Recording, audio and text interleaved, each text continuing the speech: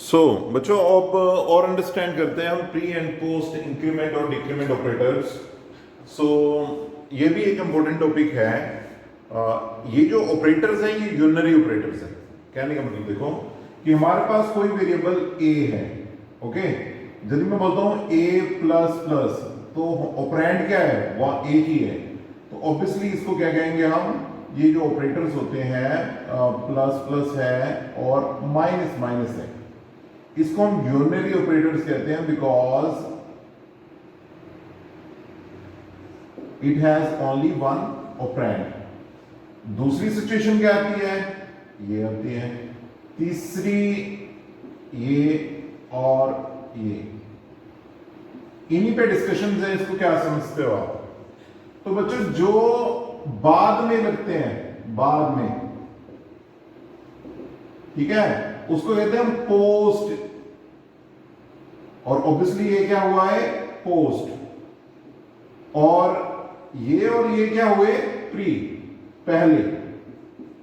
ये पहले का यहां पे मतलब क्या है, यानी कहने का मतलब here is the post increment, here is the post decrement, here is the pre increment and here is the pre decrement. कहने का मतलब क्या है कि ए की कुछ वैल्यू है और एक्सप्रेशन में उस वैल्यू को यूज होना है। तो इसका मतलब क्या है कि वो वैल्यू पहले यूज होगी, बाद में वो इंक्रीज करेगा। यहां भी समझो, पहले वैल्यू यूज होगी, बाद में वो डिक्रीज करेगा।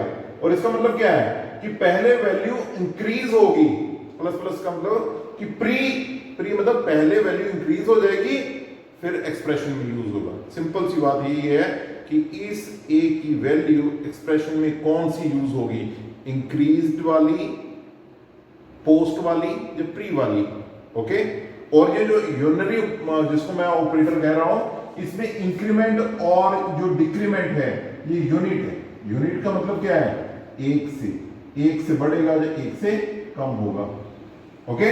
एक एग्जांपल लेते हैं, उसको अंडरस्टैंड करते हैं हम कि वॉइड मेन, मैं दो वेरिएबल ले लेता हूं यहां पर, दो वेरिएबल, एक आई, उसकी वैल्यू भी जीरो करता हूं, और एक वैल्यू जे, उसकी वैल्यू भी जीरो करता हूं। इस स्टेटमेंट को क्या बोलते हैं, इस स्टेटमेंट को क्या कहते हैं?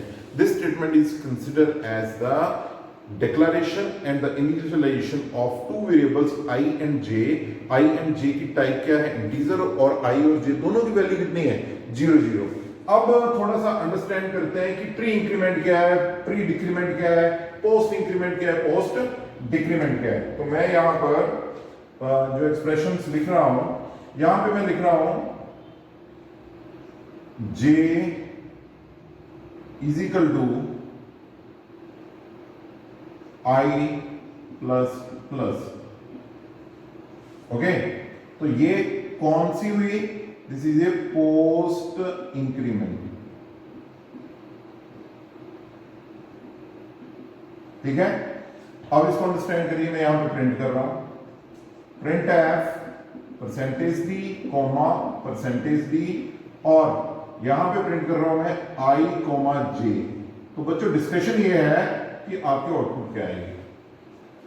आई में वैल्यू कितनी है, 0, जे में वैल्यू कितनी है, 0। और यहां पर इस एक्सप्रेशन को यदि इवैल्यूएट करेंगे हम, तो मैं क्या कह रहा हूं, पहले इसकी जो वैल्यू है वो किस में चली जाएगी, जे में। आई की वैल्यू कितनी है, 0, और जे में अब कितनी चलेगी, 0। वैसे ऑलरेडी पहले भी जे 0 ही है, पर वैल्यू कितनी चलेगी, 0। और आई इस एक्सप्रेशन के एग्जीक्यूट होने के बाद 1 से इंक्रीज कर गया। तो आउटपुट यहां पे यदि हम देखें तो आई की वैल्यू कितनी प्रिंट होगी, 1, और जे की वैल्यू कितनी आएगी, 0। तो क्लियर है, आई की वैल्यू पहले यूज हुई, उसके बाद इंक्रीज होगी, तो इंक्रीज होगी तो 0 से 1 बढ़ेगा, तो कितना हो जाएगा वो, 0 से आई प्लस प्लस का मतलब क्या होता है, I is equal to I plus 1। इसमें पहले 0 था, उसमें 1 ऐड हो गया, तो ऑब्वियसली इसकी वैल्यू कितनी होगी, 1। अब आगे चलते हैं, आगे मैं एक और एक्सप्रेशन लिख रहा हूं, j is equal to plus plus I, ठीक है। अब इसको भी प्रिंट कर रहा हूं मैं, print F percentage D comma percentage D, यहां मैं स्लैश एन लगा लेता हूं, सो दैट कि आपकी आउटपुट ठीक आए। यहां पे मैं लिख रहा हूं अगेन आई और जे।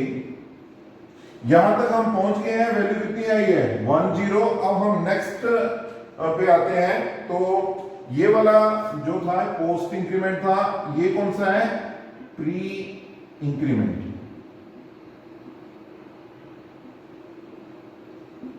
ओके, तो प्री इंक्रीमेंट से आप क्या समझते हैं कि पहले उस वेरिएबल की वैल्यू इंक्रीज होगी और उसके बाद एक्सप्रेशन में यूज होगी, पहले ही इंक्रीज हो जाएगी। यहां पे आई की वैल्यू देखो इस एक्सप्रेशन से पहले कितनी है 1। और एक और इंपॉर्टेंट बात, आपने प्रोग्राम के एग्जीक्यूशन को समझते हुए जो रिसेंट वैल्यू है उसी को यूज करना है। स्टार्टिंग में आई की वैल्यू कितनी थी 0, यहां पे होगी वो 1। यहां मैं शो कर रहा हूं कि आउटपुट में 1 0 आएगी। अब यहां पे आई की ऑलरेडी वैल्यू कितनी है 1, उसमें एक इंक्रीज हुआ 2 और जे में वैल्यू कितनी गई, इसके इंक्रीज की वैल्यू गई यानी कि 2। यदि आउटपुट देखेंगे तो क्या आएगी, हमारे पास जो आउटपुट आएगी 2, 2। यहां भी कोमा यानी यहां कोमा लगाए। फिर से समझा दो, आई की वैल्यू 1 थी, वो कितनी होगी, इंडिविजुअल आई की वैल्यू कितनी होगी 2 और वैल्यू जे में कितनी गई 2, तो हमारे पास आउटपुट कितनी आई 2। अब आगे चलते हैं। अब हम जो ऑपरेटर है उसको चेंज कर देते हैं। अब मैं j is equal to I minus minus लिख रहा हूं, तो इस चीज को आप क्या बोलोगे, this is a post decrement.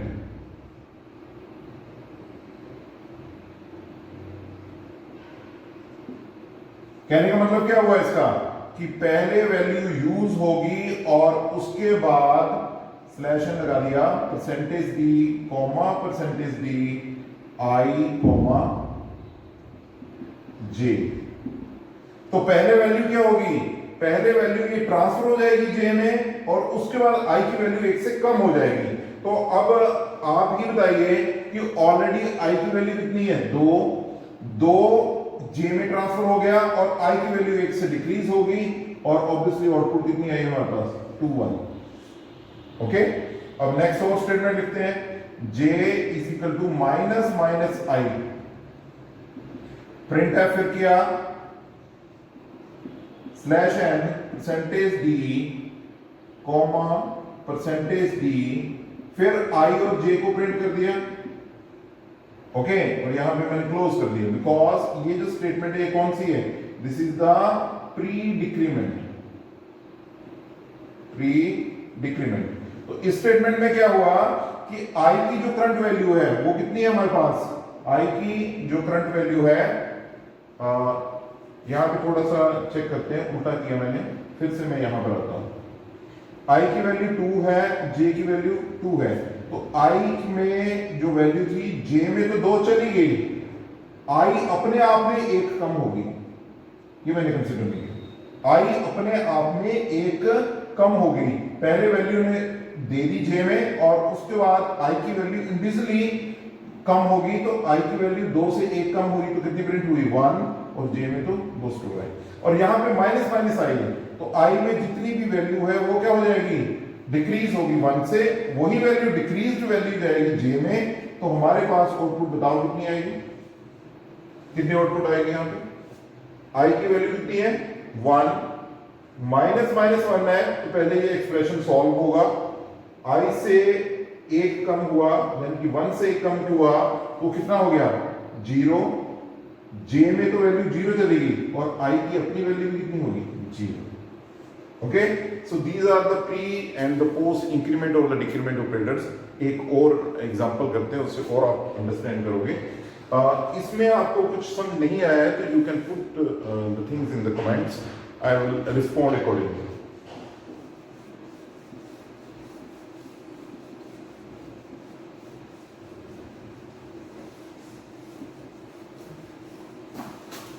हमारे पास